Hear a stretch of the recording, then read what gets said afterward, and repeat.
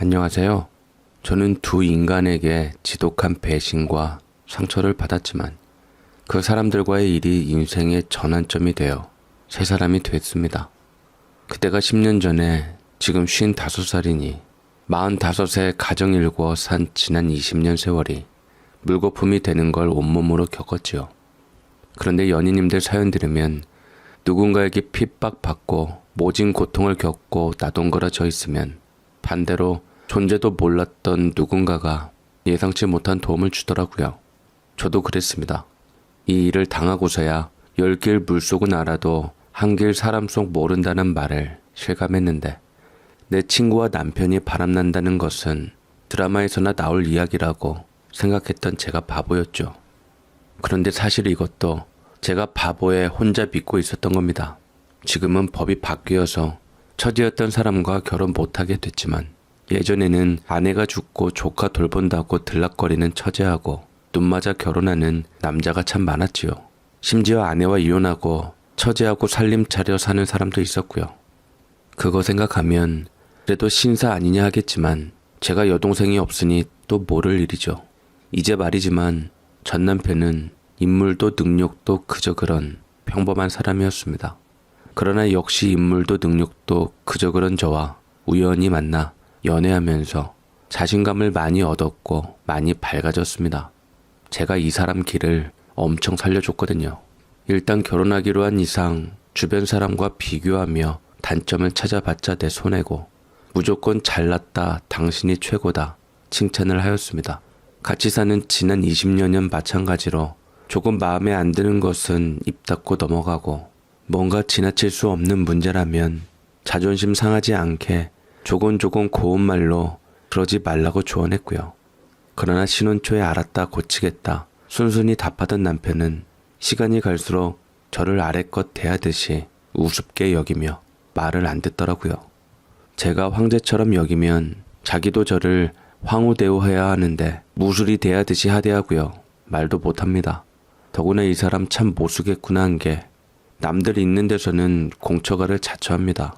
그러니 본인도 자기가 저를 무시하는 게 나쁘다는 걸 아는 거죠. 속 모르는 사람들은 남편을 진국이라고 합디다. 저보고 시집 잘 간 거라고. 그런 소리 들으면 이중인격 쓰는 남편보다 알지도 못하면서 제 인생을 평가하는 사람이 더 싫었습니다. 여자한테 말도 못 붙이던 찌질이 나 만날 때도 한 달 동안 눈도 못 마주치던 남편은 만나는 모든 여자를 차지할 듯이 자신만만하게 들이댔고 와중에도 인상 하나는 순박해 보이는 남편에게 다들 유머 감각 끝내주는 아저씨라며 호감을 보였지요. 저는 오직 아들 하나, 딸 하나, 우리 애들 보고 살았는데 아들 군대 가고 딸이 고2일 때 남편이 이혼하자고 하더라고요. 저하고는 속 터져서 도저히 못 살겠다고. 그리고서 꺼내든 게 내 친구 미정이었는데 저 모르게 만난 지 오래됐답니다. 그런 말을 하면서 남편은 뻔뻔하게 저를 비웃었습니다. 그 친구와 벌써 근 10년 연애하고 바람을 피웠는데 얼마나 둔하면 눈치를 못 채냐고요. 미정이는 결혼을 하고도 바람을 수없이 펴서 남자가 한둘이 아닙니다. 심지어 그의 남편이 애들만 일단 키워놓고 서류 정리하자고 할 정도로 유명한 아이였죠. 마찬가지로 이 애도 성격이 기가 막히게 좋습니다. 집에 올 때 빈손으로 오는 일이 없이 애들 좋아하는 만두며 찐빵에 떡볶이니 그렇게 들고 와 우리 애들도 이모 하며 따랐지요. 그러나 이런 미정이가 집에 와서 남편하고 친근하게 말 섞고 할 때도 눈치를 못 챈 게 곧 죽어도 남자 얼굴 보는 애라 그랬습니다. 남자 돈 없는 건 용서해도 얼굴 못나고 배 나온 건 용서 못한다고 대놓고 말하는 애였거든요. 그런데 그게 저를 속이기 위한 쇼였다니 충격이 이만저만이 아니었습니다. 더구나 솔직히 남편에 대한 미련도 정도 남아있지 않았던 저는 왜 하필 미정이인가 원망을 했던 게 우리 친정엄마 임종 앞두고 오늘 내일 하실 때 근 2주일 동안 우리 애들 봐주고 저를 친정에 보냈답니다. 그때 주머니에 돈 찔러주며 엄마가 뭐 먹고 싶다 하시면 지체 없이 사드려라. 가실 분들 간간히 그러신다더라 하며 저를 챙겨주었거든요. 실제로 돌아가시기 이틀 전에 친정엄마가 갑자기 순댓국이 드시고 싶다고 하셔서 제가 밤중에 택시 타고 기사님이 제일 맛있게 먹는 순댓국집에 데려다 달라 부탁해서 사다 드렸지요. 다음날 멍하니 소리도 못 들으시던 엄마는 새벽에 주무시듯이 숨을 놓으셨고요. 그러니 미정이는 제게 엄마 임종 지키기 위한 은인 같은 아이였습니다. 남편은 하나도 안 아깝고 미정이와 서먹해지고 멀어진 그것만이 분하고 억울했던 저는 내 30년 지기 친구와 바람난 남편을 붙들지 않고 순순히 이혼해줬습니다. 이혼 후에야 안 사실은 우습게도 미정이는 남편에게 그렇게 큰 애정이 없었습니다. 미정이에게 남편은 만나던 남자들과 이런저런 이유로 헤어진 후에 부담 없이 불러내 하소연하는 편한 사람이었고 어쩌다가 선을 넘기는 했지만 절대로 남편과 사귈 생각은 없었던 것이죠. 물론 친구인 저 때문이 아니라 남편이 외모며 능력이 별로였기 때문이에요. 그러다가 10살 어린 남자에게 가지런한 소리를 듣고 차인 45살 미정이가 오랫동안 자기 옆을 지킨 남편의 다정함에 울컥해서 홧김에 에라 모르겠다. 이혼하고 오면 너 받아준다고 했나 본데. 물론 미정이는 진심이 아니었고요. 다음날 술 깨고 까맣게 잊어버렸답니다. 저와 이혼하고 당당하게 미정이에게도 이혼하라고 부추기던 남편은 이혼은 하지 않은 상태로 오히려 자기를 피하니 눈알이 돌아서 미정이 남편에게 찾아가 미주알 고주알 고해 바친 것이죠. 한마디로 몸 가벼운 미정이와 짝사랑을 이룰 생각에 저와 가정을 쉽게 내친 전 남편의 눈뜨고는 차마 못 봐줄 환장의 콜라보로 제가 이혼녀가 된 거였죠. 그러나 저는 이혼한 것 자체는 후회 없습니다. 당장 고2였던 딸이 걱정이었지 있으나 마나한 남편의 빈자리 따위 느껴지지도 않았지요. 이혼 후 딱히 먹고 살 걱정도 안 되었던 게 친정엄마 가시고 꿍쳐둔 쌈짓돈에 보기엔 다 쓰러져가는 폐가라도 주변이 대학 가라 원룸 짓겠다고 한 달에도 팔라는 전화를 두세 통씩 받았던 저는 남편이 없어졌으니 이제 슬슬 집을 내놔야지 생각을 했답니다. 진작부터 팔고 싶었지만 보나마나 원님 덕에 나발 불 사람이 누군지 뻔해. 저 폐가 치우는데 돈이 한두 푼 드는 것도 아니고 누가 선뜻 사겠냐고 기대감을 없애던 중이었거든요. 그러던 차에 전화 한 통을 받았는데 미정이 남편이 언제 한번 보자고 연락한 것이었습니다. 미정이 남편은 우리보다 나이가 근 8살 많습니다. 20살 날라리였던 미정이한테 첫눈에 반해서 가족 반대 무릅쓰고 결혼해 이날 이때까지 속 무지하게 썩으며 살고 있는 중인데 사실 저도 사진으로 보거나 가끔 미정이 태우고 오가며 봤지 말도 제대로 해본 적이 없습니다. 사업하는 사람인데다 우리 사는 세상하고 다른 사람 같았거든요. 미정이가 마음껏 밖으로 도는 것도 부엌일하는 아줌마와 청소하는 아줌마가 각각 따로 있을 정도로 부자라 가능한 것이었죠. 만나보니 기집애가 복을 걷어차도 유분수지. 저는 만날 일도 없는 드라마 주인공 같은 깔끔하고 고상해 보이는 남편 두고 왜 그러고 다닌 건지 모를 일입니다. 하긴 고급 음식 먹다 보면 가끔 불량식품 먹고 싶어지곤 하죠. 미정이나 저처럼 없이 살던 사람은요. 그러나 한 가지 오기티가 있었는데 사업한다는 미정이 남편이 눈과 광대에 퍼렇게 멍이 들어 있었습니다. 안녕하세요. 제가 유인네입니다. 미정이 친구예요. 몇 번 뵙긴 했는데 기억 못 하실 거예요 아마. 근데 어디서 넘어지셨어요? 아프시겠다. 이게 인예씨 남편이 그런 겁니다. 집사람이 시키는 대로 자기는 이혼했는데 너는 왜 이혼 않고 아직도 여기서 사냐고 집으로 쳐들어왔더라고요. 집사람한테 주먹 들고 달려드는 거 막다가 몇 대 맞았더니 이렇게 됐네요. 그 사람이 인예씨한테도 주먹 들었습니까? 아이고 웬일이래. 아니에요. 지 잘난 줄 알고 말을 안 이쁘게 해서 그렇지 손 올리고 그러진 않았어요. 상등신이에요. 그 인간. 남이 예의상 칭찬 한마디 하면 진짜로 그런 줄 아는. 아유 어째요. 사업하신다고 들었는데 왜 하필 얼굴에 손을 올렸대. 망할 인간. 저는 이혼은 했지만 아무 감정 없어요. 미정이가 아깝지. 눈도 높은 애가 왜 내 남편하고 그랬는가. 그게 희한할 뿐이고요. 아무튼 죄송합니다. 먹는 것은 달걀 굴리면 금방 빠진다는데 오늘 뵙자고 한 게요. 죄송합니다. 제가 집사람 관리를 못해서 본의 아니게 피해를 보셨어요. 처음부터 제가 반해서 밀어붙여서 결혼한 건데 막상 해보니 집사람도 저도 성격이 너무 안 맞더라고요. 게다가 제가 일이 너무 바빠서 신경을 못 쓰다 보니 밖으로 도는데 잘해주지도 못하면서 그걸 빌미로 참아 버릴 수가 없어서 적당히 조용하게만 놀면 봐주겠다고 했습니다. 당장 제 사생활이 걸림돌이 돼서 사업에 지장이 생기면 직원들만 힘들어지는 거라서요. 하다 친구네 가정 깰 줄은 몰랐네요. 유부남은 절대 안 된다고 말했건만. 저야말로 남편 단속 못한 거죠. 처음 만났을 때 참 못난 사람이었거든요. 무조건 네가 최고다 치켜 세워줬더니 천지분간을 못하고 저를 엄청 구박하고 얕보더라고요. 그래도 제가 가진 중에 미정이가 제일 괜찮은 존재였는데 저 모르게 엄청 껄떡거렸나 봐요. 그런데 결국 짝사랑인 거죠. 안 그래도 미정이는 인물 엄청 보는데 이상타 했더니만 둘이 연애한 게 아니라 전 남편이 일방적으로 쫓아다니고 꼬리친 거더라고요. 저하고 이혼하고 오면 받아준다고 했다고 하더만 미정이가 그때 연하 남자한테 차이고 술김에 욱해서 한 말이라고. 예, 안 그래도 이 자리에 같이 나와서 인내 씨한테 사과해야 하는 걸 도저히 미안해서 못 나오겠다고 해서 혼자 왔습니다. 죄송합니다. 제가 아내 단속 못해서 인내 씨가. 일이 이 지경인데도 제가 당분간은 집사람을 쉽게 못 내칩니다.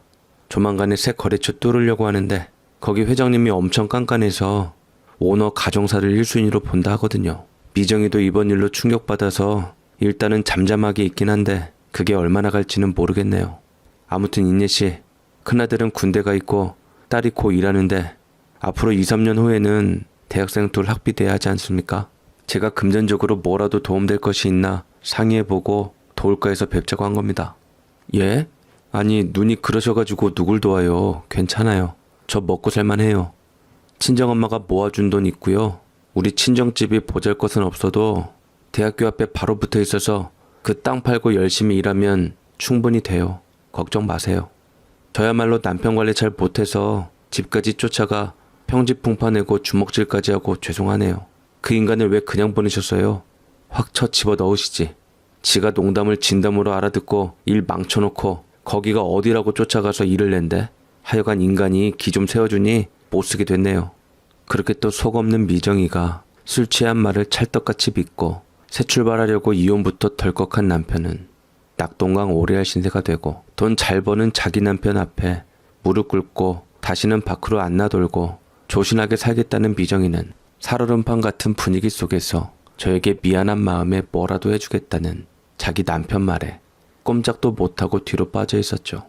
친구 남편은 확실히 사업을 하는 사람이라 그런지 친정엄마가 돈을 얼마를 남기셨는지와 그 허물어져 가는 집이 정확히 어디에 있고 원룸업자들이 얼마에 팔라 하는지 꼬치꼬치 묻더니 저를 앞장세워 건물을 직접 보고는 아이들과 두고두고 먹고 살 해결 방안을 제시해 주었답니다. 미정이 남편은 친정엄마가 사시던 낡은 폐가 자리가 학교 코앞이라 원룸을 짓기에는 아까운 부지랍니다. 기숙사도 있는 데다 주변에 원룸이 많아 아무리 입지가 좋아도 학생방에 거금을 선뜻 내놓을 부모들이 부담스러운데 여길 차라리 상가 건물로 만들면 임대비가 쏠쏠할 거란 것이죠. 그리고는 바로 동업 제안을 하는데 땅은 제 것이니 건물 올리고 1, 2층을 우리가 상가 운영하고 나머지 층은 임대로 돌리면 장사가 안 되어도 입지가 좋아 하고는 들어설 거라고 본인이 투자하겠다고 하였죠. 나중에 건물을 팔더라도 땅이 제 것이니 지분은 그대로 챙겨받을 수 있고요. 저에게 유리한 동업 제안에 게다가 큰돈 버는 사람이라 학생 대상 장사하는 대금이나 임대비에 쫀쫀하게 굴지 않아 거절할 이유가 없었죠. 그렇게 10년 전에 사업가 친구 남편이 제안한 게 다이소였는데 아무래도 학생들이니 부담 없는 가격에 들어와서 가랑비에 옷 젖듯이 무겁게 들어오는 데다 특히 개강 입학 시즌이면 하루 매출 2천 찍을 정도로 성황이었답니다. 그렇게 쓸데없이 잘난 맛에 살던 남편이 삽질하는 바람에 30년 친구와는 멀어졌어도 친구 남편 덕에 이혼 후에 오히려 저는 잘 나갔습니다.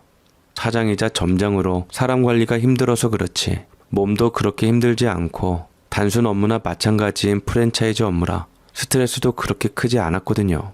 아무래도 임대비가 굳어서 물건값, 인건비 제하고 다른 지점보다 남는 것이 많은 데다 1층은 좁고 2층은 넓은 구조로 1층 절반을 편의점 자리로 만들어 임대하고 3, 4층에 들어선 학원에서만 근 1,000만 원가량이 빠지니 돈이 술술 벌리더라고요.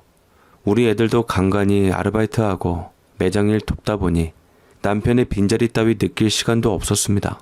심지어 이렇게 우리 세 식구 먹고 살기 한 친구 남편이 어느 날 한 사람을 소개시켜줬는데 몇 해 전에 아내와 자녀를 한꺼번에 잃고 혼자 된 남자였죠. 친구 남편 말로는 건축하는 사람이라는데 우리 상가 건물 디자인하고 업종까지 언지를 해줬답니다. 당시만 해도 다이소가 이 정도로 롱런할 줄은 몰랐을 때에다 비슷비슷한 천원샵들도 많았던 시절이었거든요. 그런데 심지어 남녀 대학생들 눈 맞아 부모 모르게 기숙사에서 빠져나와 살림 차릴 때 부담 없이 여기에서 칫솔 사고 물컵 사고 밥그릇이며 숟가락 구매한다는 거죠. 한자리에서 다 구매하니 문구류부터 이런 저렴하고 갖가지 종류를 다 다루어야 한다고 조언했다고 소개를 하는데 정말 멋져 보였죠. 그렇게 칭찬을 하고 감사 인사를 해도 사람이 또 어찌나 겸손한지 저도 모르게 마음이 가더라고요. 찌질한 전 남편은 어땠냐면 데이트할 때도 돈이 없어서 제가 사 먹였는데 쭈뼛쭈뼛하면서 고개 푹 숙이고 죄인처럼 계산하는 제 옆에 서 있었거든요. 그게 보기 안쓰러워서 제가 지갑 주면서 계산하라 했더니 몇 번 그러니 이젠 자기가 알아서 내 지갑 가지고 가서 계산하더라고요. 아무렇지도 않게 내 지갑 가지고 나한테 저거 먹을래 묻고 안 먹는다 하면 먹고 싶은 거 혼자 사 먹기도 했는데 그때는 내가 챙겨주니 저렇게 눈치도 안 보고 당당해졌구나 했는데 뻔뻔해진 거였다죠. 이젠 저도 정신을 차렸습니다. 남자 보는 눈도 생겼고요. 소개받은 이 사람은 제가 상가 잘 나가는 감사 인사 핑계로 연락하고 밥 산다고 불러내서 만날 적에 액수 상관없이 단 한 번도 제가 돈 쓰게를 안 하더라고요. 번번이 이러시면 제가 죄송하잖아요. 오늘도 제가 만나자고 한 건데 이렇게 식사비 내시면 부담스러워서 어떻게 또 청하겠어요. 제가 요즘 먹고 싶은 게 많아졌는데 같이 먹으러 갈 사람이 없던 중에 김 선생님도 기다릴 사람 없다고 해서 자꾸 매달리는 건데 늘 불러내서 얻어먹으니 염치가 없네요. 별소리를 다 하네. 인내야. 나야말로 퇴근하면 쓸쓸한 집에 들어가기 싫어서 몸부림을 치는 사람인데 이렇게 불러주어서 만난 거 같이 먹어주는데 당연히 내가 사야 맞는 거지. 이래봬도 나 잘 번다. 인내 너는 건물 잘 지어줬다고 마냥 고마워하는데 나야말로 친구 일 돕는 거였고 그것도 맨입으로 해준 게 아니거든. 물론 이렇게 인내 만나서 식사하고 대화하는 것은 일이 아니지만 건물 짓고 용도 구상하던 것은 내 일이었다 이 말이다. 그러니 고마워할 것도 없다. 그래도 죄송하네요. 제가 무슨 늦복이 터진 건지 이혼 후에 벼랑간 영 끊어진 친구 남편하고 동업하며 팔자가 펴질 않나. 꿈에도 못 꿔본 건축가하고 식사하며 도란도란 이야기를 하지 않나. 꿈 같네요. 다이소나 하는 주제. 아이고 그런 말 마라. 어디 다이소 주제냐? 명색의 국립대 앞에 상가 건물 가지신 분이 거긴 한 20년 푹 묵힌 다음에 팔아도 제값 받을 금싸라기야. 그때면 애들도 시집 장가가고 손주 볼 나이 되잖냐. 그 돈으로 손주 재롱 보며 노후 즐기면 되지. 내가 그 친구하고 이 얘기 저 얘기 하면서 너 알게 된 이야기 들었는데 참 어떻게 보면 더럽게 엮여서 험한 소리 오고 갈 사이 아니냐. 그런데 일리에 너가 재수 씨하고 또 달라도 너무 달라서 앙심은커녕 앞날이 걱정된다고 하는데 나는 그 마음이 이해가 되거든. 그놈이 마음고생 엄청 했지. 그건 내가 잘 알아. 여자 얼굴 밝히는 놈이 아닌데 또 어쩌다 미정 씨한테 반해가지고 일생 내내 축상으로 어린 여자 아내 맞은 죄다 했는데 또 같은 어린 여자인 이내 너는 안 그러니까 결국 재수 씨가 엉덩이에 뿔난 송아지지 뭐. 에이 어리긴요. 이제 곧 50대인데요. 어리지 그럼. 60 바라보는 오빠 앞에서 못하는 말이 없네. 내 보기엔 삐약삐약 하는구만. 돈 버는 오빠가 이 삐약이한테 밥 얻어먹을까봐? 나도 아직 남자여. 능력 좋고 벌어봤자 쓸 일도 없는데 돈은 자꾸 늘어나서 주체를 못하는데 그런 내가 잘 보여야 하는 여자한테 얻어먹어? 남자는 늙으나 어리나 절대로 내 좋아하는 여자한테 돈 쓰게 안 해요. 진리야. 잘 알아둬. 혹시라도 나 아닌 어떤 놈을 만나건 절대로 돈 내게 하거나 돈 빌려달라는 놈은 조심해야 해. 어머나 제가 잘 보여야지 오라버니가 왜. 인내 씨는 이미 내 친구한테 점수 받은 놈인데 내 눈에는 오죽할까. 나야말로 마누라의 생떼 같은 자식놈 한나란시에 앞세운 운수 더러운 놈이니 잘 보여야지. 나 같은 놈 만나주는 게 어디야. 제 남자친구는 교통사고로 가족을 잃었습니다. 아들 군대 면회 가서 외박 나와서 밥 먹으러 가다가 군용 트럭에 받쳤답니다. 군용 트럭은 완전 쇳덩어리라 차가 휴지 조각처럼 구겨져서 현장은 처참했고요. 당시 일하느라 바빠서 아내분하고 자녀분들만 가서 사고가 난 거라 혼자 살았다는데 자기가 같이 면회 갔어야 한다고 자책하고 있었지요. 친구 남편은 이런 친구와 제가 잘 되길 바란다며 소개시켜 준 건데 사실 아내 되시는 분이 그렇게 좋은 분은 아니었답니다.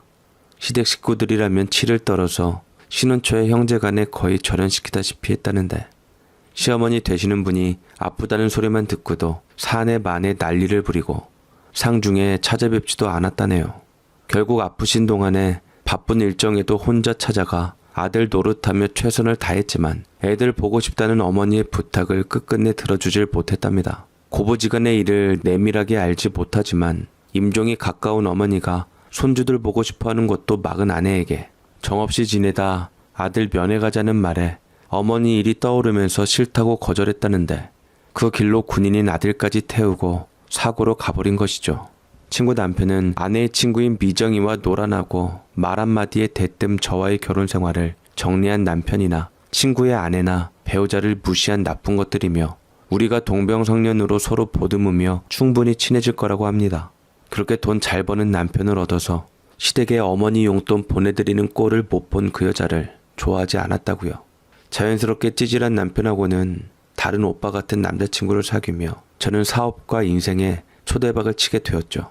처음 우리 애들 소개시켜주는 날 나름 머리 굵어졌다고 경계심을 가진 애들에게 구태여 친해지려고 오버하지 않고 이런저런 편한 이야기를 하고 명함 건네며 급한 일 있을 때 연락하라고 한 남자친구는 우선 우리 딸의 긴급 SOS를 받고 출동하여 돈도 없이 술에 얼큰하게 취해서 길거리에 졸고 있던 애를 들쳐업고 왔고요.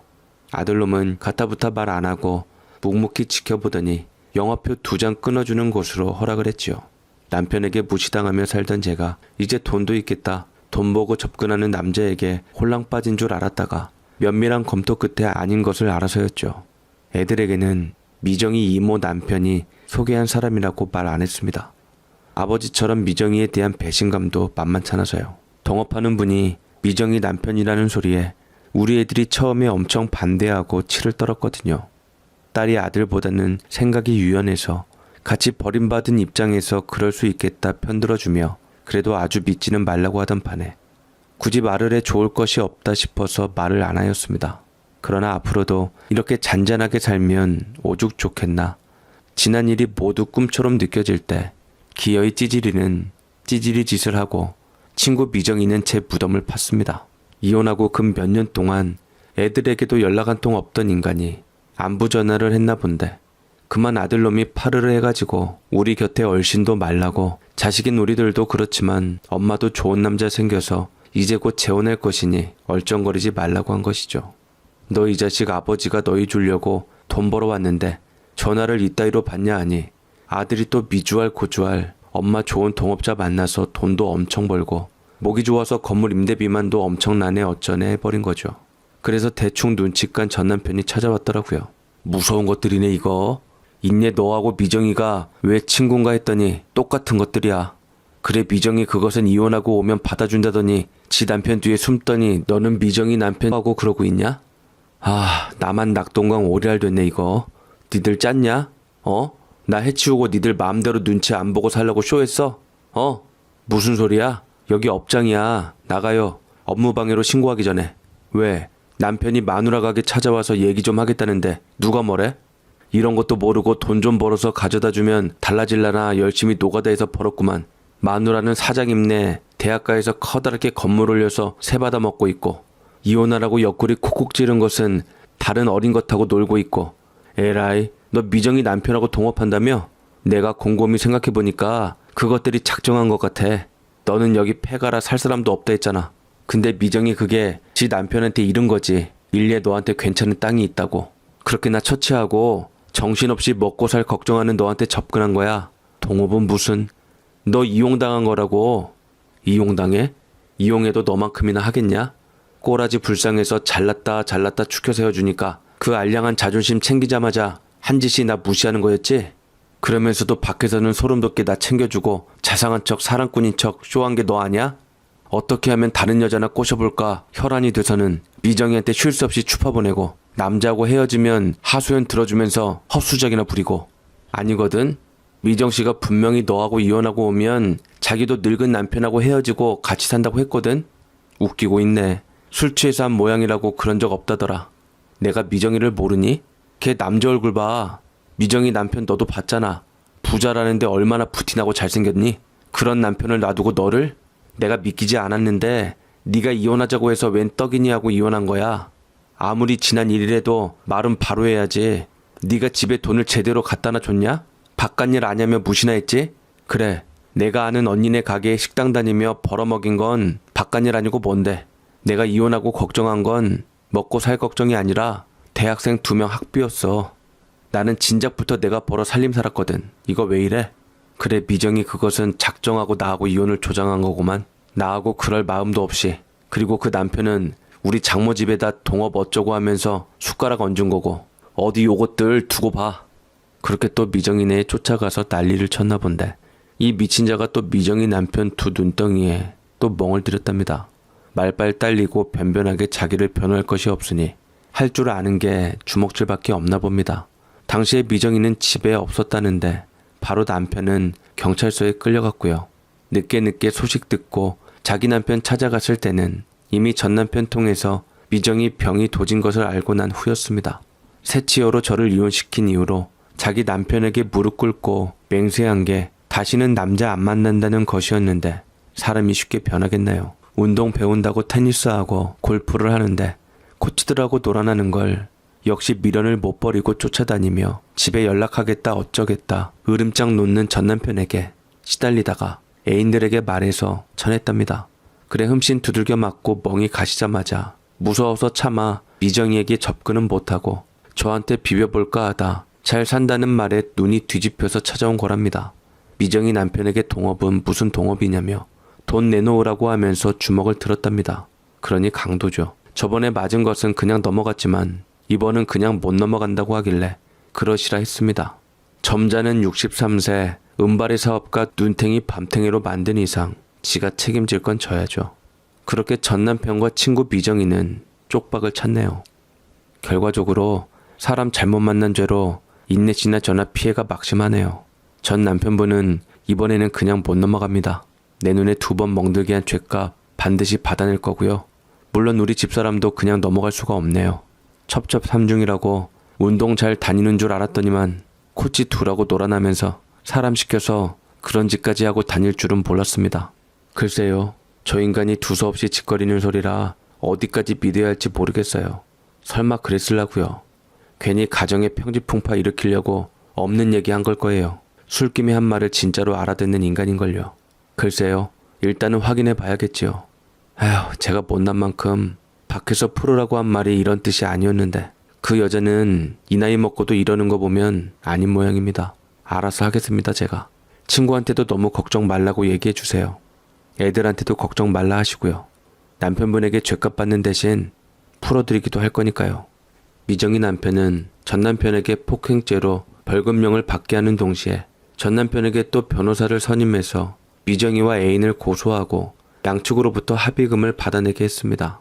그저 놀 줄 아는 아줌마였던 미정이는 결국 그 값을 톡톡히 치르고 이혼까지 당했습니다. 미정이 남편은 지난 10년 그 깐깐하게 가정사를 중요하게 여긴다는 사장에게 왜 그러고 사냐, 그런 자격 없는 여자가 사장 아내로 있는 것이 위험 요소 아니냐며 진작에 이혼 권유 받은 마당에 거칠 것 없이 진행했지요. 결국 가진 것이라곤 남편밖에 없던 미정이는 쪽박을 쳤습니다. 배우자가 엄연히 있는 남자 여자의 바람은 바람 그 자체보다도 비도덕을 추구하는 그 마음가짐이 정말 문제가 되는 게 아닌가 싶네요. 저는 제 너그럽고 멋진 남자친구와 식은 안 올리고 혼인신고만 한 상태인데 우리 애들이 복장은 제대로 갖추고 가족사진 한 장 찍자 해서 그렇게 할 참입니다. 슬프게도 우리 애들은 친아버지에게보다 이 사람에게 보고 배우는 것이 많아요. 그러게 인생이 가까이서 보면 비극인데 멀리서 보면 희극이라 했나요? 저는 솔직히 아주 잠깐의 배신감 빼놓고 미정이가 밉지 않습니다.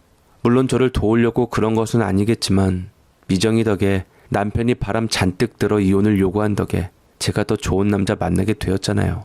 게다가 어찌 되었든 우리 친정엄마 임종 지킬 수 있게 해준 고마운 아이고요. 언젠가 그 아이가 지난 세월을 돌아보고 정신 차리거든 눈치 봐서 제가 먼저 손 내밀어 보려고요. 한 20년쯤 후엔 우리도 75 할머니니 달라지겠죠. 그날까지 저는 우리 가족 열심히 사랑하며 아끼며 살려고요. 제 이야기 들어주셔서 고맙습니다. 안녕하십니까? 전 어렸을 적 평범한 가정이라고 불리는 것들이 가장 부러웠습니다. 잘 먹고 잘 살거나 호화스럽게 돈을 쓰거나 이런 것을 바란 것도 아니었어요. 그저 남들처럼 아버지, 어머니, 형제들이 있고 화목한 가정 속에서 하하호호 웃음 속에서 사는 것이 제 오랜 꿈이자 바라던 소망, 소원이었습니다. 그렇지만 전 이런 바람과는 달리 어렸을 적부터 아주 지독한 삶을 살아야만 했죠. 홀어머니 아래서 태어난 저는 참 서러운 일을 많이 당하곤 했었고, 어렸을 때부터 저는 아버지 없는 서름을 참 많이 느꼈는데, 얄궂게도 제 동네 친구들은 이런저를 감싸주기는커녕 즐겁게 저를 놀리곤 했습니다. 우리 엄마가 그러는데 성태는 아빠가 돌아가신 것도 아니고 애초부터 없대. 그래서 성태가 엄마 성을 따라 쓴대잖아. 쟤네 아빠는 쟤 태어나기도 전에 그냥 도망간 거라고 하더라. 우리 엄마가 그랬어. 라고 했는데, 우리 어머니와 저를 본 어른들의 편협된 시각은 그대로 그 밑에 자식들이 배워 고스란히 피해는 제가 받아야만 했고, 멋모르고 입을 놀리던 생각 없고 개념 없는 사람들 때문에 저는 상처를 받아야만 했습니다. 저는 이 사실이 너무 분해서 그런 거 아니라고 나름의 반박을 하다가 유일하게 저를 지켜줄 수 있는 엄마에게 가서 다른 아이들처럼 일렀습니다. 엄마는 한숨만 내쉬더니 그저 절 다독였을 뿐 그 어떤 것으로부터 절 지켜주질 못하는 무능한 어른에 불과했네요. 옆집 광맨이는 제가 한 대 쥐어박자 옆집에서 엄마가 와서 난리를 쳐서 저를 꼼짝 못하게 만들고 어머니께 사과를 받고 치료비까지 챙겨갔는데, 왜 마음의 상처를 입은 나는 아무에게도 매달릴 수가 없는지, 왜 우리 엄마는 나를 보호해주지 못했는지 너무나 서글프고 이 현실이 싫었습니다. 이 세상에 내 편이 아무도 없다는 것이 느껴지더이다. 아마도 그때부터였을 거예요. 제가 늘 자신감이 없고 힘들었던 건요. 날 지켜주는 부모란 존재의 부재에 내가 또래 애들에게 살아남기 위해서라면 강해지기보다는 납작 엎드려야만 했습니다. 강해질수록 그들은 절 더 힘들게 했고, 엎드리면 그나마 동정심이라도 살 수 있어 제가 살 수 있었거든요. 저는 외로운 학생 시절을 보내게 될 수밖에 없었습니다. 공부도 하는 둥 마는 둥 했고, 어차피 집안도 가난하니 대학은 꿈도 꾸지 않았습니다. 고등학교를 겨우 졸업한 다음에 저는 공장에 들어가서 일을 하기 시작했습니다. 식당 일을 하면서 어렵게 살아가는 우리 집 형편을 알고 있으니 저는 돈을 벌어야 할 것 같았습니다. 그래도 공장 사람들은 학교 친구들에 비하면 참 친절했습니다. 저는 저만 아버지가 없는 줄 알았는데, 공장에 들어가니 저처럼 한부모 가정에서 자란 친구들도 많았고, 두 분 다 없어서 할머니 손에서 자란 친구들도 있었습니다. 그래서인지 저는 공장 사람들이 참 편했죠. 비록 일은 고된 편이었지만 그래도 내 힘으로 돈을 번다는 자부심, 그리고 소속감을 느끼면서 저는 성실하게 일했습니다. 공장에서 10년 정도 일을 하면서 저는 나름 짬밥이 생겼고, 공장장에게 신뢰도 얻을 수 있었습니다. 반장이 된 저는 월급도 제법 올랐고 돈도 성실하게 모았죠. 제가 자립할 수 있는 힘이 생기고 경제력을 갖게 되니 저도 남들처럼 여자친구나 의지할 만한 좋은 사람이 있으면 좋겠다 싶더라고요. 마음 같아서는 저는 얼른 좋은 사람을 만나서 가정을 꾸리고 결혼을 하고 싶은 마음이 간절했습니다. 하지만 결혼을 혼자 할 수 없는 노릇이라 사람을 만나고 싶어도 워낙 학창시절 주눅든 세월이 길어서 자신감이라는 것을 어찌 가져야 하는지 방법을 알 수가 없었습니다. 공장 다니는 사람들 보면 국제결혼도 많이 하고는 했는데, 저는 그래도 우리나라 사람하고 평범하게 결혼하는 게 꿈이었는데, 첫 단추가 평범하지 못했으니 다음에 끼는 것도 평범하지 못할 거라는 불안감이 저를 힘들게 만들었습니다. 그만큼 전 불안감이 높았고 자존감이라고는 아예 없었습니다. 평생 어머니 모시고 같이 살 팔자인가 싶었는데, 하지만 제 인생에도 볕들 날이 있었던지 생각지도 못한 봄날의 햇살 같은 따사로운 인연이 제 코끝을 스쳐 지나가더군요. 그 당시 아내는 20살의 햇병아리였는데 저렇게 어린 여자가 이런 힘든 공장 일을 할 수 있을까 걱정이 들었습니다. 젊은 시절에 다른 친구들처럼 예쁘게 꾸미고 대학도 가고 싶을 텐데 머리를 질끈 묶고 펑퍼짐한 공장 유니폼을 입으며 힘든 일을 해야 하는 그녀가 왠지 안쓰러워 저는 종종 그녀의 일을 도와주곤 했습니다. 그럴 때면 회사원 얼굴로 웃어줬는데 그 웃음을 보면 괜히 심장이 쿵 하고 내려앉은 것 같았습니다. 제 인생에 있어서 처음으로 누군가로 인해서 가슴이 떨리는 상황이었는데 존재만으로 선물 같은 사람인데 어쩐지 내가 욕심을 내면 안 될 것 같았습니다. 하지만 그녀는 저에게 고맙다면서 작은 선물이지만 받아달라며 자기가 직접 만들었다는 초콜릿을 주더라고요. 그 뒤로 저는 고맙다며 그녀에게 밥을 사겠다고 용기를 내기로 했고 만약 거절을 당하면 어떻게 할까 걱정이 되다가도 이 기회를 놓치면 안 되겠다는 생각에 저는 바로 그녀에게 말을 건넸습니다. 그날 아주 오랜 친구한테 얘기한 것처럼 저는 그녀와 얘기를 나누었는데 알고 보니 그녀 역시 저처럼 한부모 가정에서 자란 상처가 있는 사람이었습니다. 그래서 얘기가 더 잘 통했고 같은 처지에 있었기에 더 배려하고 이해해 줄 수 있는 상황이었던 거였죠.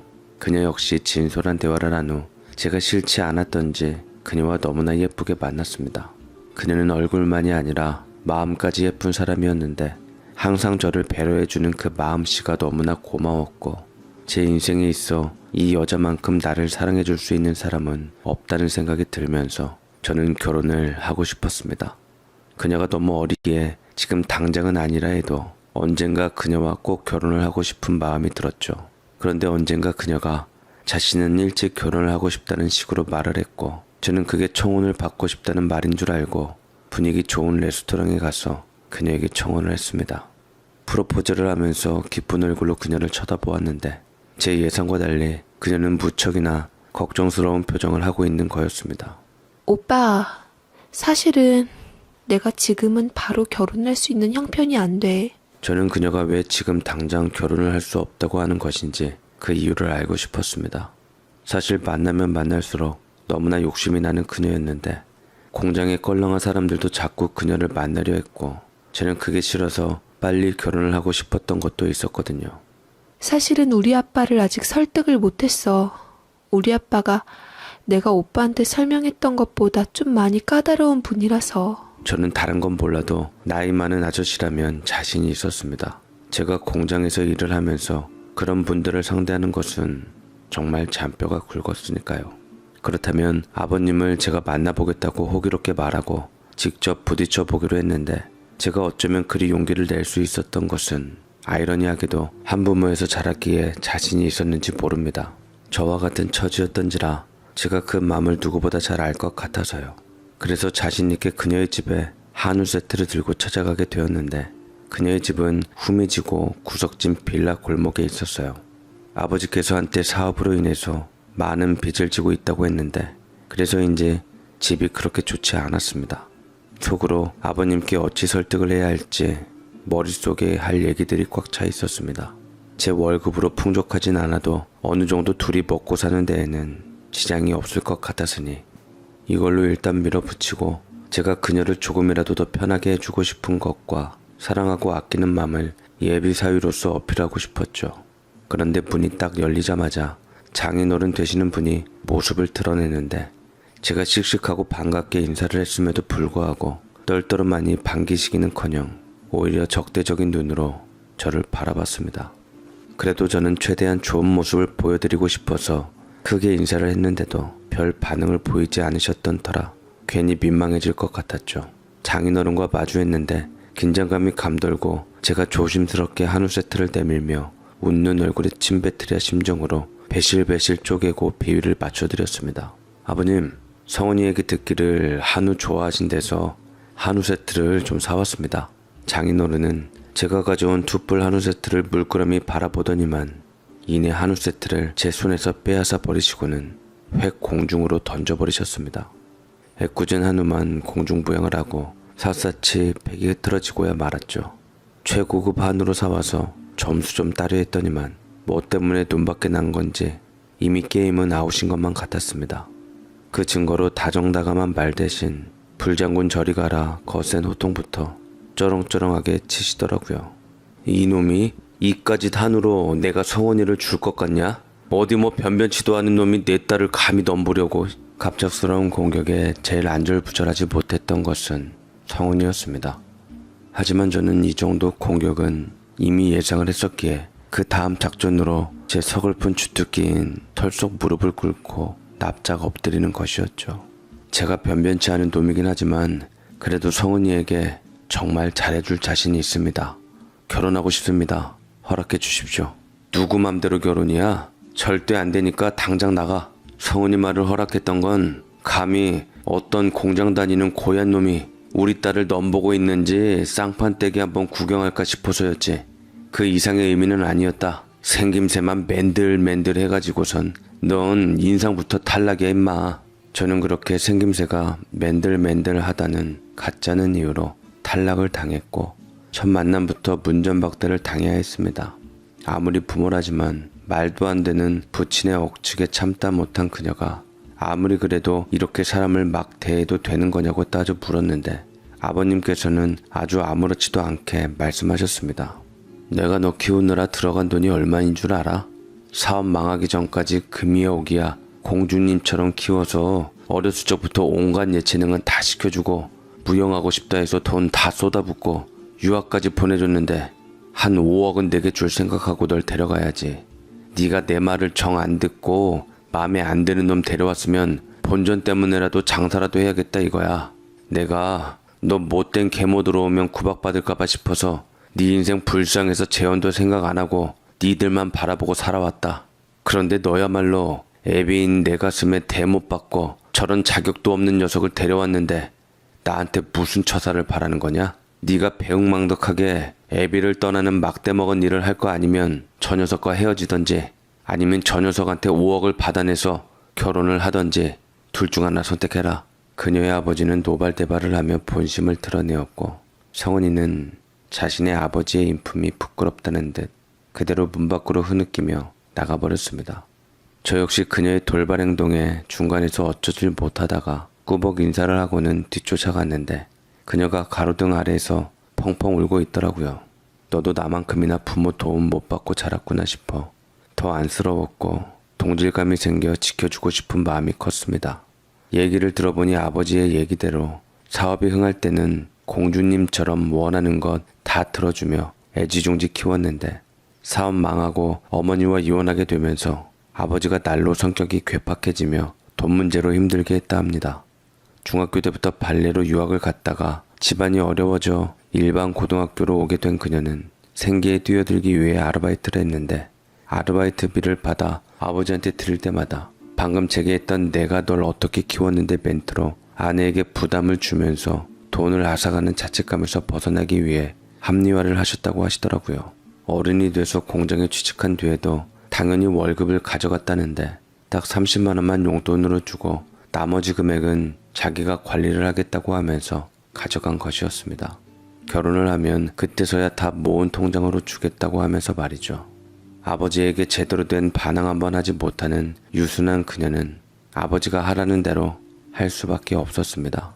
거절을 하면 그날로 엄청난 원망과 한탄을 들어야 했기 때문이라고 했는데 그녀 3살 위의 언니는 이런 아버지가 지긋지긋해서 이미 견디지 못하고 집을 나갔다고 하더라고요.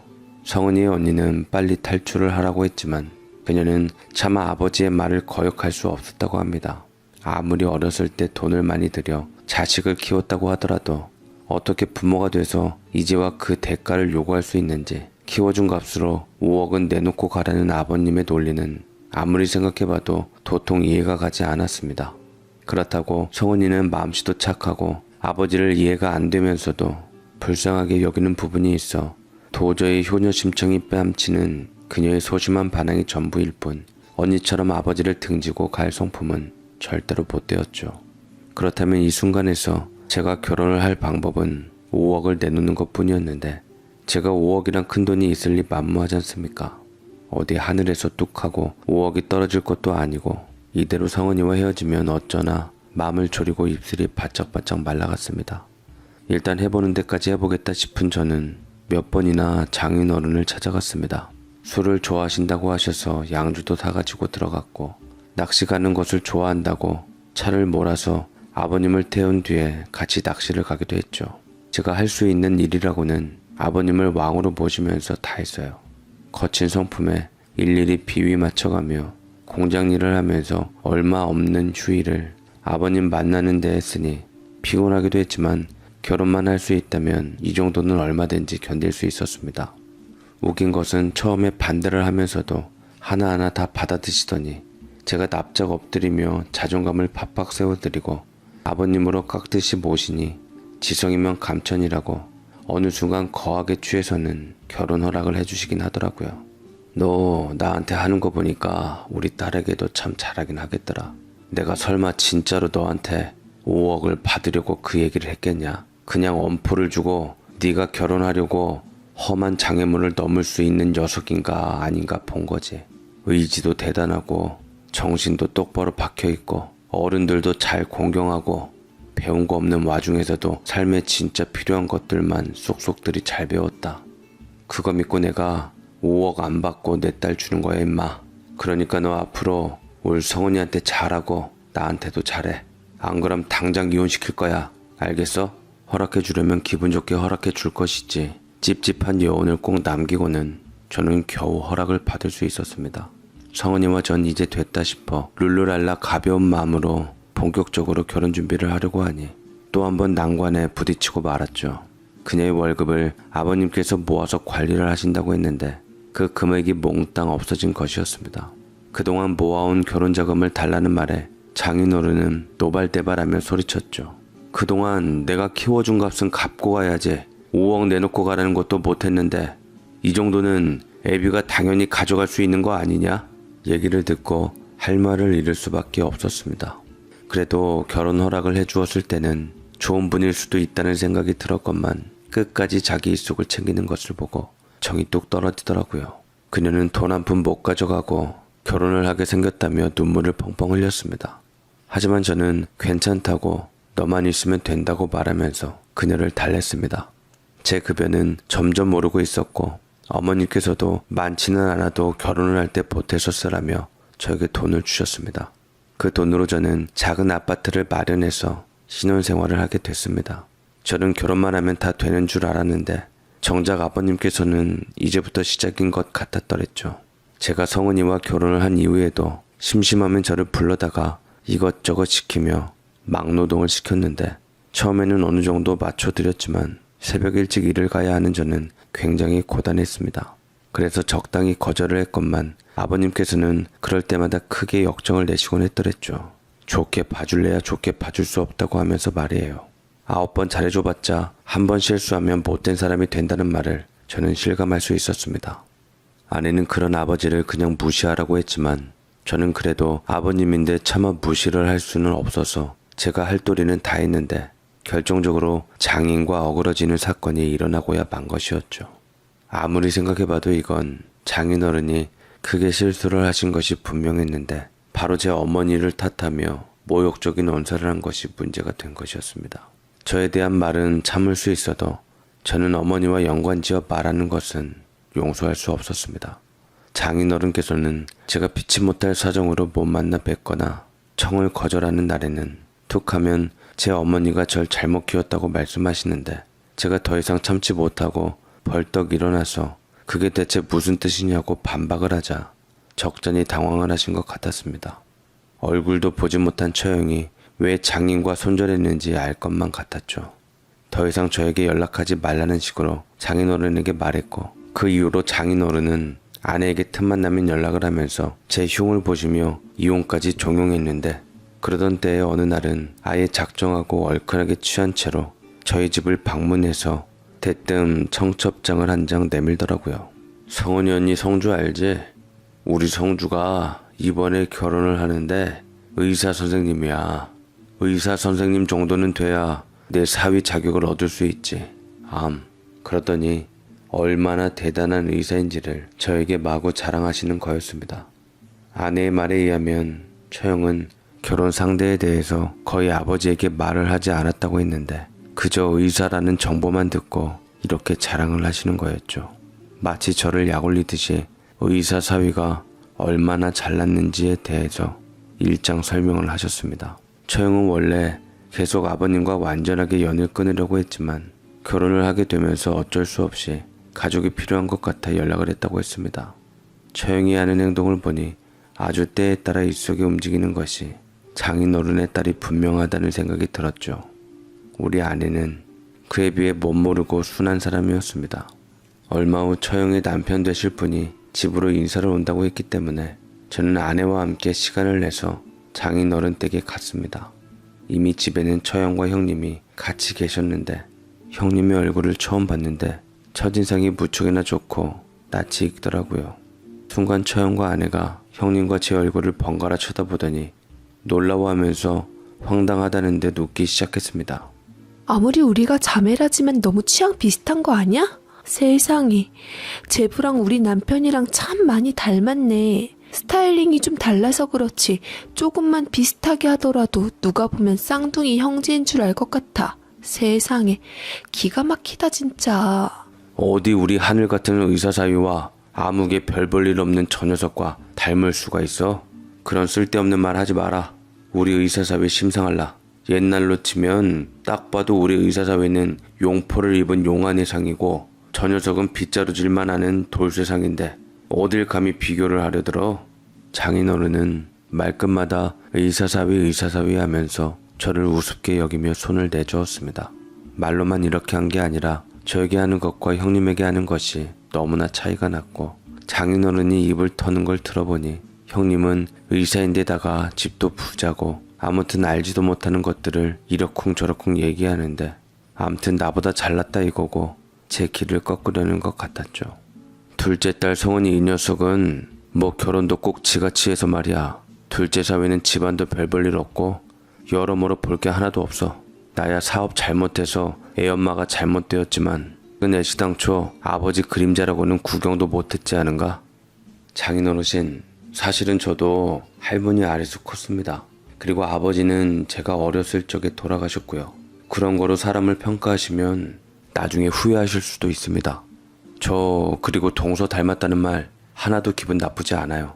너무 잘생기고 인물이 훤칠하신데 저야 닮았다 하면 영광이죠. 참 의사사위가 대단하긴 한 건지 장인어른은 이내 헛기침을 하며 바로 사과를 하시며 궁시렁거렸습니다. 당연히 제 사과는 고의로 빠뜨리셨죠. 저는 저를 감싸주는 형님이 왠지 마음에 들었습니다.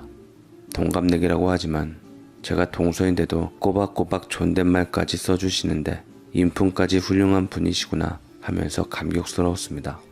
근데 저도 뭔가 마음에 걸렸던 것은 형님께서는 드문드문 계속 저를 의미 있게 빤히 쳐다보면서 저를 향해 웃었는데 처음에는 내 얼굴에 뭐가 묻었나 싶어서 어색하게 따라 웃었는데 좀 느낌이 이상하더라고요. 그래도 뭐 나쁜 사람 같지 않고 제게 잘해주기도 하고 어쨌든 동갑내기이니 편한 사이가 되기로 했습니다. 형님은 저와 따로 있을 시간에 이내 자신이 궁금한 것들을 묻기 시작하더라고요. 장인어른 말씀으로는 홀어머니 밑에서 자라셨다고 하시던데 동서는 정말 좋으신 분 같아요. 사실 장인어른이 좀 까다로우신 분이시잖아요. 그런데 화 한 번 내지도 않으시고 장인어른도 이런 사유가 없다는 거 아셔야 할 텐데 제가 뭘요. 부족한 점이 많은 건 사실인데요 뭘. 그나저나 형님은 정말 공부를 많이 하신 분이신가 봐요. 그 어렵다는 의사도 되시고. 아니에요. 저는 동서가 더 훌륭한 사람이라고 생각합니다. 이렇게 만난 거 정말 대단한 하늘의 인연인 것 같습니다. 좋은 인연으로 만났으니 우리 이 집안 사위들끼리 잘해봅시다. 의사라고 잘난 척하는 것 전혀 없이 저에게 잘해주시는 형님이 불편한 처갓집에서 유일한 희망이었습니다. 다만 형님께서는 뭔 드문드문 뜬금없이 자꾸만 저희 집안의 얘기를 궁금해하며 뭔가를 캐내려는 게 마음에 걸리긴 했지만 그 밖에는 나쁜 사람은 아니었어요. 장인어른이 저에게 심부름을 시키려고 하면 자기가 대신하겠다며 먼저 나서기도 하고 또 저에게 옷도 사주시고 종종 만나서 이야기를 나누곤 했습니다. 그 밖에 제가 급전이 필요하거나 돈이 궁할 때면 어떻게 아시는지 먼저 전화해서 돈을 빌려준다고도 하고 여러 가지 어려운 상황이 닥치면 해결해 주시기 위해 근무 도중에도 박차고 나와 저를 도와주려 하더라고요.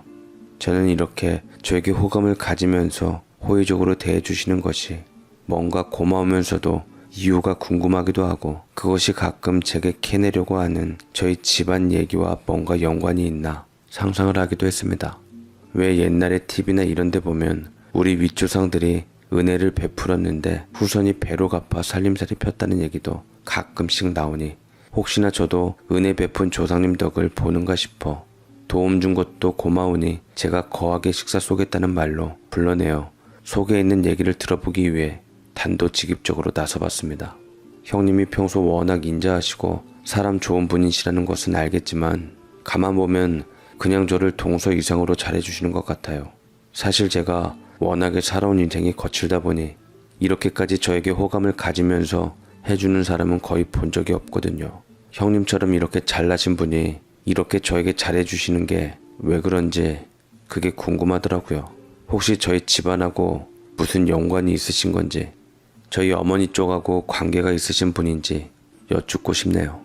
제가 이렇게 말을 하자 형님은 굉장히 의외라는 듯이 저를 쳐다보시며 어쩔 줄 모르다가 한숨을 푹 내쉬고는 이내 멋쩍은 듯 또 아닌 척을 하기 시작하더라고요. 내 딴에는 도우려고 했던 건데 제가 너무 부담이 됐나 보네요. 사실 뭔가 동서는 보자마자 내 동생 같다는 그런 생각이 들었어요. 그러다 보니까 나도 모르게 자꾸 연락하고 그러면서 귀찮게 굴었던 것 같네요. 사과할게요. 아니에요. 전혀 그런 뜻으로 말한 게 아니라 좀 더 솔직하게 말씀드리면 사실 형님이랑 저는 좀 다르잖아요. 저는 대학물도 못 먹어보고 공장일을 하는데 형님은 공부도 많이 하신 의사 선생님이고 사실 저랑 이렇게 같은 처가로 엮여 있는 것도 좀 신기하긴 해요. 이렇게 훌륭한 사람이 저랑 가까운 관계인 게 참 실감도 잘 안 나기도 하고요. 그렇게 느끼셨구나. 제가 그렇게 훌륭한 사람도 아닌데 그렇게까지 말씀하시니까 왠지 뭔가 쑥스럽기도 하네요. 그런데 저 앞으로 편하게 생각하세요. 저 그렇게 어려운 사람도 대단한 사람도 아니에요. 동서랑은 편하게 지내고 싶네요. 사실 동서를 보면 제 동생이 생각나거든요. 형님은 텀을 두며 말하기 힘들어 보이는 가족사를 꺼내며 동생 얘기를 꺼냈습니다. 그런데 분명 의사 형님이 외아들이라고 들었는데 동생이라니 뭔가 싶어 저도 모르게 반문이 불쑥 튀어나왔죠. 동생이요? 동생이 있으셨어요? 외아들이라고 들었는데 뭐 얘기가 길지만 그런 게 있어요. 저한테 동생이 있다고 하더라고요. 그것도 쌍둥이 동생이었는데 여러 가지 사랑 노름이며 우리 장인어른처럼 이해득실을 따지는 복잡한 것 때문에 아주 어렸을 때 헤어졌거든요. 어차피 다 눈 감으면 무용지물일 거 뭐 그리 살아등전 집착하는 게 많은지 참 속물인 사람들은 예나 지금이나 거리에 펼쳐져 있나 봅니다. 암튼 씁쓸한 얘기니 우리 잔 주고받으면서 얘기하죠. 제게 잘 대해주고 궁금해하면 다른 건 뭐든 다 알려주는 형님이었는데 느낌이 뭔가 좋지 않았습니다. 도대체 무슨 사연이 있어서 그런 것인지 궁금하기도 했지만 그 얘기는 거기서 멈춰버렸고 화제를 다른 데로 돌리는 바람에 더 이상 물을 수가 없었죠. 그러던 어느 날 형님께서 낚시를 가자며 저와 장인어른에게 제안을 하자 장인어른은 좋아하시면서 당장 가자고 하셨습니다. 뭐 늘상 그랬듯 낚시터에 가면 온갖 허드렛 일은 몽땅 제 담당이 되었는데 장인어른 태도가 아랫사람이니만큼 제가 하는 것이 당연하다는 듯 얘기를 끌고 가서 텐트를 세우는 것부터 해서 채비를 챙기고 낚싯대를 놓는 것까지 모두 다 제가 하느라 땀을 뻘뻘 흘리고 있었죠. 형님은 보다 못해 어떻게 일을 혼자서 다 하겠냐면서 발벗고 저를 도와주시길래 맘만으로도 고마워서 땀을 한번 닦아내고는 거절했습니다. 저는 괜찮습니다. 장인어른이랑 같이 한잔하고 계세요. 아니에요. 이런 건 같이 해야죠. 사실 저는 장인어른보다 동서가 더 편한걸요. 장인어른과 단둘이 가는 낚시는 힘들기만 했는데 형님과 함께 가니 저는 힘든 것도 없었고 참 즐거웠습니다. 제가 형님과 잘 지내는 걸 보니 장인어른도 저를 심하게 무시하지는 않으셨습니다. 약주를 많이 드셨던 장인어른은 먼저 주무셨고 저는 어둠 속에서 형님과 함께 이야기를 할 기회를 가지게 되었습니다. 술도 어느 정도 마셨겠다. 속에서 깊은 이야기까지 나왔죠. 그동안 장인어른이 저를 많이 싫어하시다가 겨우 사위가 될 수 있었던 이야기를 하면서 저는 그동안 아무에게도 쉽게 꺼낼 수 없었던 이야기를 모두 털어놨습니다. 제 이야기를 듣고 나서 형님께서는 어떻게 그 힘든 일을 다 견뎌냈냐고 말하시더라고요. 제가 못나서 장인어른을 실망시킨 거니까요. 그래도 이제는 괜찮아요. 무엇보다 형님이 계시니까 많은 위로가 되고 힘이 되네요.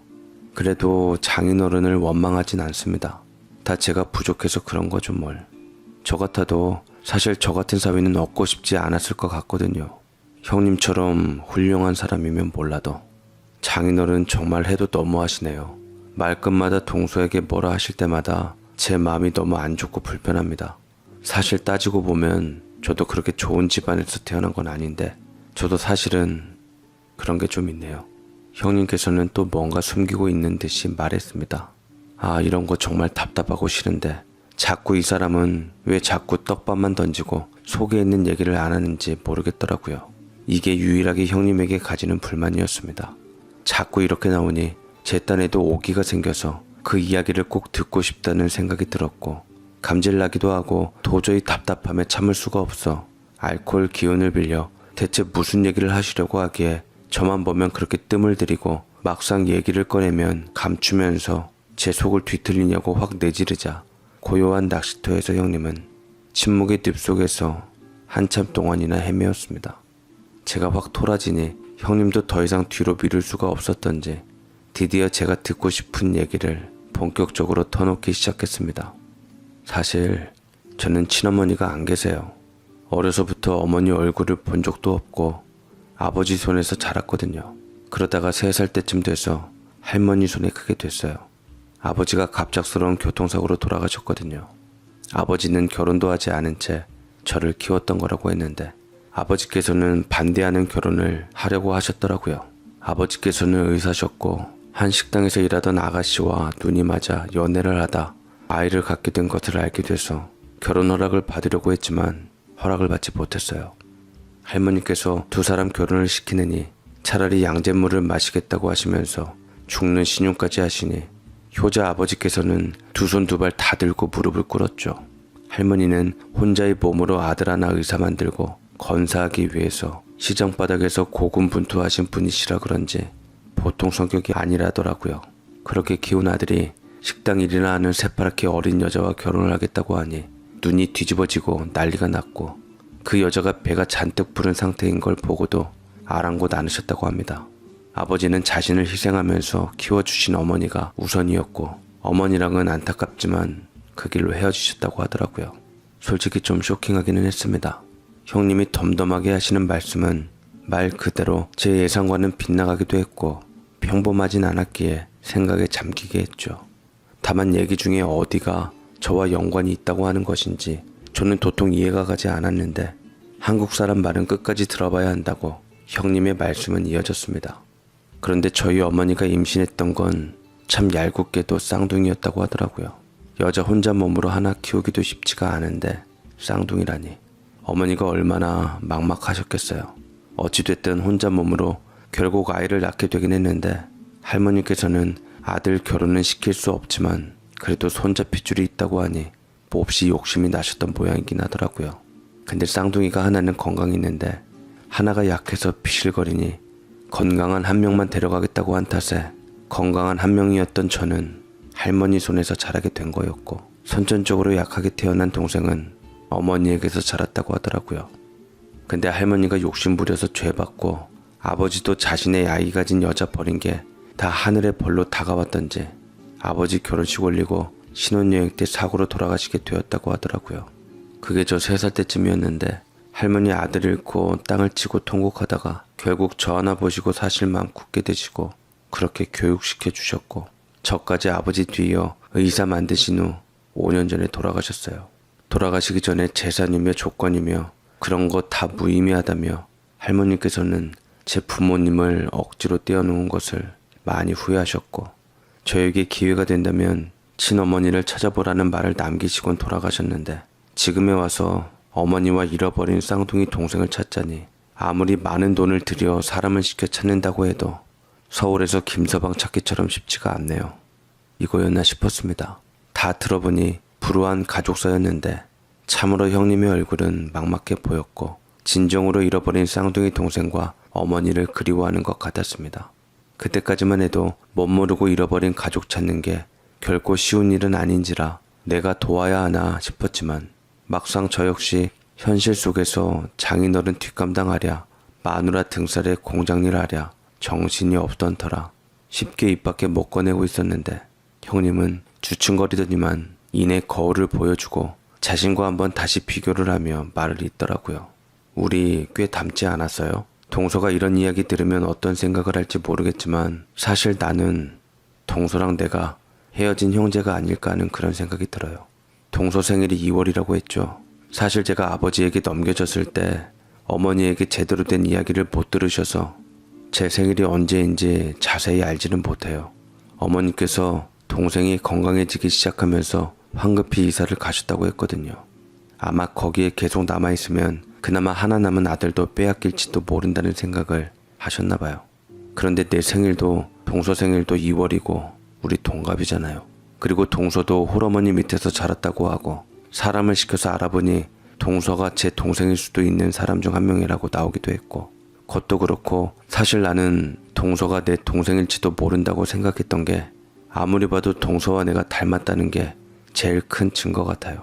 우연치고는 정말 기가 막히지만 어쩌면 하늘이 헤어진 우리를 이렇게 맺어준 게 아닌가 싶었거든요. 동서가 갑작스런 내 말에 당황스럽겠지만 하지만 나는 내 말도 나름대로 일리가 있을 거라는 생각이 들어요. 그래서 그러는데 우리 유전자 검사를 한번 해보는 게 어떨까요? 네? 그러니까 형님 말씀은 제가 형님 쌍둥이 동생인 것 같아서 유전자 검사를 해보자는 말이에요? 본론 결론이 이것이었죠. 유전자 검사. 얘기를 듣는 순간 황당하기도 하고 기가 막히기도 하고 농담인가 싶어 다시 보았지만 형님의 얼굴은 사뭇 진지했습니다. 결코 이 일을 단순하게 장난으로 넘기는 것이 아니라는 것을 알 수 있었죠. 근데 저도 어이없는 게 이게 말도 안 되는 일이라는 것을 알면서도 형님의 진지한 표정과 설득력 있는 호소력 짙은 논리에 정말 그러면 어떡하지라는 생각이 한순간이나마 들기 시작했습니다. 앞에 말했던 것처럼 저와 얼추 닮은 생김새도 그렇고 가정사도 그렇고 태어난 달이나 동갑내기인 것도 그렇고 무엇보다 저 역시 홀어머니 밑에서 엄마 성 이어받아 꾸역꾸역 살았는데 만약 이게 정말 1000만분의 1의 확률로 이 의사 형님과 동서지간에서 형제지간으로 승격하면 저 역시 인생 로또라는 생각이 들었어요. 사실 따지고 보면 그동안 어머니께서는 저에게 아버지에 대해서 제대로 말씀을 해주신 적도 없었는데 얼핏 보니 형님과 어머니 얼굴도 뭔가 닮은 구석이 있는 것처럼 보이기도 했고요. 이게 맞다면 정확하게 말하면 우리 엄마가 제대로 된 로또를 맞은 거죠. 이게 설령 아니라고 하더라도 어디서 머리카락을 구해와서 쌍둥이 형제련이 둔갑이라도 하고 싶었습니다. 저는 침을 꼴깍 삼키고 형님의 말 맞다나 알았다고 응수하며 바로 유전자 검사를 받아보기로 결정했습니다. 저는 그 전에 어머니한테 전화를 걸어보아 엄마 혹시 쌍둥이를 낳은 적 있냐고 나 말고 다른 형제를 낳은 적 있냐고 말을 해보았는데 돌아오는 어머니의 말은 이게 무슨 개 풀 뜯어먹는 소리냐고 당황한 듯 일단 끊고 나중에 얘기하자였습니다. 아니 기다 아니다라고만 말해주면 될 것을 뭔가 있는 듯 뉘앙스를 풍기고 전화를 끊어버리니 저는 더욱더 제 출생의 비밀이 궁금해서 검사를 먼저 해보기로 생각했습니다. 김치국부터 마시면서 만약 저는 형님과 제가 친형제라면 어떻게 해야 하나 별별 생각을 하게 됐습니다. 정말 형제라면 장인어른도 더 이상 우리 엄마와 나한테 함부로 못하실 텐데 극적인 확률로 형님과 내가 형제일 확률은 없겠지만 그래도 형제였으면 좋겠다라고 그렇게 기도를 하며 빌었건만 피가 마르는 몇 주를 기다리다가 유전자 검사 결과를 드디어 통보받게 되었죠.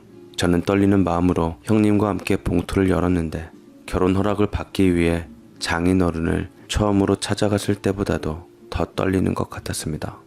확인을 해보니 아니나 다를까 역시나 결과는 유전자가 일치하지 않는다. 즉 형제가 아니라는 결과가 나왔죠. 그럼 그렇지. 만에 하나 기적 같은 로또 같은 확률이 내게 찾아올 리가 없다 생각하며 헛꿈을 꾸는 동안만 행복했다 여기며 대수롭지 않게 형님을 보았는데 저보다 오히려 형님께서 더 서운해하고 아쉬워하셨습니다. 형님은 자신의 헤어진 쌍둥이 동생을 정말 찾고 싶어하는 마음에 급기야 눈물까지 흘리더라고요. 형님 많이 속상하신가 봐요. 괜히 제가 죄송하네요. 저는 아닐 줄 알고 있었지만 그래도 형님께서 실망하신 것 같아 마음이 안 좋아요. 그래도 우리 동생분 찾는 거 포기하지 말고 열심히 찾아봐요. 저도 돕도록 할게요. 라고 말했지만 형님은 끝까지 가타부타 말씀 없이 미안하다며 돌아섰습니다. 결국 그날의 일은 해프닝으로 끝나긴 했지만 그래도 며칠 후에 마음을 가다듬은 형님과 무척 가까운 사이가 될 수 있었던 계기가 됐습니다. 저는 형님 덕분에 장인어른의 무시에서부터 조금이나마 가벼워질 수 있었고, 장인어른께서는 뭔가 심부름이 필요한 일이 있을 때면 항상 저를 부르시곤 했는데 그럴 때마다 형님께서도 나섰습니다. 장인어른, 제가 갔다 올게요. 제가 하는 게 더 나을 거예요. 고서방, 자네가 그럴 게 뭐 있어? 아닙니다. 어떻게 보면 저보다 더 먼저 이 집 사유가 된 선배님이시잖아요. 그런 선배님한테 굳은 일을 맡길 수가 없죠. 저만 믿어주십시오. 형님이 그렇게 넉살 좋게 말을 하면 장인어른께서도 별 말을 하지 못하셨고, 직접 형님이 발벗고 나서주니 이제는 저에게 함부로 막말을 하는 버릇도 많이 나아지셨고, 저는 한결 편하게 장인어른을 대할 수 있게 됐습니다. 저는 그 일이 있으므로 어머니에게 그동안 있었던 일을 모두 말했습니다. 이런 일이 있었고 내가 쌍둥이 형제가 있을지도 모른다고 생각을 했다고 말이죠. 그러자 어머니께서는 말씀하셨습니다. 네가 희망을 품고 있는 너에게 어떻게 말해줘야 할지 전화를 그때도 끄는 거였는데 너는 쌍둥이가 아니었어. 그리고 네 아빠는 의사도 아니었고 그냥 평범한 공장에 다니는 사람이었는데 사실 가정이 있던 사람이었는데 내가 속았던 거지. 너 생긴 거 알고 나서는 바로 연락을 끊어서 너를 혼자 키울 수밖에 없었지. 네 아버지를 한때는 정말 많이도 원망했는데 지금은 뭐 어떻게 지내고 있는지도 모르겠구나. 그래도 혼자 힘으로 너를 키우려고 참 많이 애썼는데 나중에 이것도 인연인데 형님 내외 모시고 식사라도 한번 하자. 얘기를 들어보니 가족을 찾는 마음이 남일 같지 않아 내 마음이 쓰이는구나. 그럼 그렇죠. 제게 그렇게 근사한 출생의 비밀이 있을 턱이 없다고 생각했습니다. 그래도 잠시나마 저는 희망을 품고 있을 수 있어서 좋은 꿈을 꾼 것 같았어요. 어머니는 지금에서야 말할 수밖에 없었던 이유를 말해주셨고, 저 역시 이번 기회에 그동안 답답했던 마음을 조금이나마 풀 수 있게 됐습니다. 저와 형님은 이제 사석에서는 말을 놓을 정도로 친한 사이가 됐고, 이 기회에 형 동생으로 의형제를 맺기로 했죠. 형님은 비록 제 진짜 친형은 아니었지만 저를 친동생처럼 여기면서 잘해주었으며, 얼마 전에는 직접 자비로 골프 물품을 구비해서 제게 선물하는 등 제가 골프를 배울 수 있도록 해주기도 했습니다. 자기 취미가 골프인데 평소 형제들끼리 골프를 배우는 게 너무 부러웠다고 말을 하더라고요. 이 와중에 처형은 형님께서 자신보다 오히려 저를 더 좋아하고 아껴주는 것 같다면서 질투가 날 것 같다고 했습니다. 무슨 친형제도 아니고 불편한 동서 사이가 뭐 이렇게 친해요?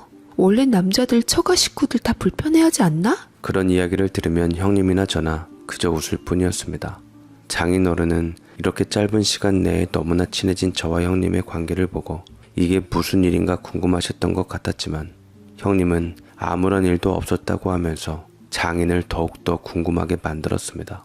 결국 장인어른은 저에게까지 도대체 무슨 사이인 거냐고 물었는데, 이 틈을 놓치지 않고 형님이 치고 들어와 제 편을 자처했죠.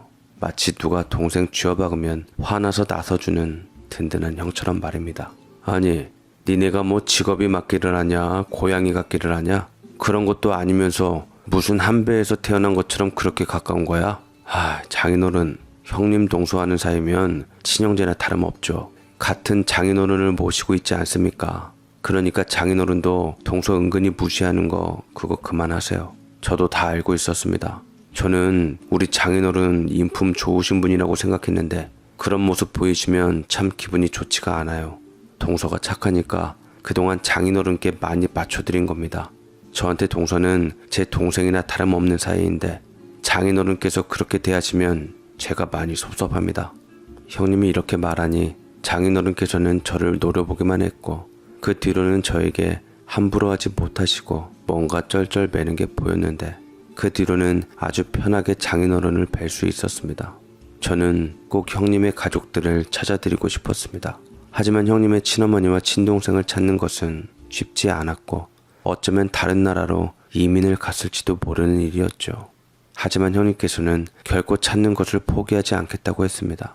형님은 제 어머니를 만나뵌 적이 있었는데 왠지 정말 친어머니 같은 느낌이 난다면서 그 뒤로도 저와 함께 어머니를 뵈러 가기도 했습니다. 양손에는 화장품이나 옷 같은 선물도 가득 들고서 말이죠. 제가 어머니를 찾게 되면 꼭 이런 선물을 드리고 싶었어요. 그런데 우리 동수 어머니는 꼭 제 친어머니 같은 느낌이 드네요. 그래서 자꾸 챙겨드리고 싶어요. 제가 가끔 놀러와도 쫓아내진 않으실 거죠? 환영해드려야죠. 이렇게 훌륭한 의사 양반이 내 아들 한다는데 나는 완전 복받았지. 언제든 오고 싶을 때 와요. 어머니께서는 형님의 사연을 들으시고는 어쩜 이런 기구한 운명이 다 있냐고 말씀하셨습니다. 앞으로 친아들처럼 잘 챙겨줄 테니 어려워하지 말고 오고 싶으면 오라는 말도 같이 전했습니다. 왠지 형님이라면 정말 제 형제 같은 기분이었기 때문이었죠. 저희는 가끔씩 장인어른 없이 둘이서 만나서 놀러 가거나 술잔을 기울이곤 하는데 그때마다 장인어른은 안주감이 되어 제게 두고두고 잘근잘근 씹히는데 옛말에 욕하면 귀가 간지럽다는 소리 있지 않습니까? 제가 하도 형님한테 장인어른 뒷담화를 해서 그런지 요새 장인어른이 귀가 하도 간지러워 이비인후과를 다닌다고 하던데 다니는 이비인후과가 영 신통치 않다며 의사 형님에게 좀 잘 보는 이비인후과 없냐고 소개시켜 달라고 하시는데 그 말을 듣고 형님이나 저나 웃음이 빵 터지며 배꼽이 떠나가라 웃어 제낀 적이 있습니다. 어쨌든 좋은 동서지간으로 만났지만 친형제처럼 좋은 인연이 되어 의사 형님 덕 제대로 보고 있는 저네요. 이것도 다 제 복이라 여기고 주어진 현실에 자신감을 가지며 열심히 살아갈 것입니다. 제 사연 들어주셔서 감사합니다.